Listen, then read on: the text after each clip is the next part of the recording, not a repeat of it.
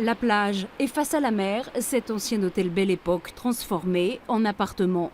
Mais le rêve s'est effondré pour Anne-Marie quand chez elle, on a tout détruit pour sonder la Mérule.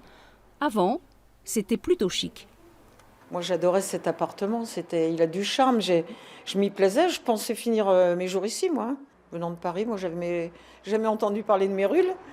Et puis, c'est petit à petit qu'on a découvert le drame, quoi. C'est ça. Tout a été cassé, démonté, du sol au plafond. Et sur les points orange, il faut maintenant traiter. La Mérule se repère avec ses filaments. Elle raffole de l'humidité et reste très présente dans les maisons du littoral. Depuis 1 an et demi, l'appartement est inhabitable. Il a fallu bien sûr déménager. Se reloger, il n'y a pas d'indemnité. Donc ça veut dire assumer le logement, plus ensuite les coûts pour décontaminer la résidence qui est atteinte. Donc ça fait beaucoup de frais. Et rien n'est pris en charge par les assurances. Le syndic a lui voté 450 000 € de travaux pour l'immeuble, avec par exemple cette ventilation sous le bâtiment. La voisine a dû elle aussi sacrifier son studio. Là, c'était le placard dans lequel je mettais toute ma vaisselle. En fait, là, j'avais mon petit coin cuisine.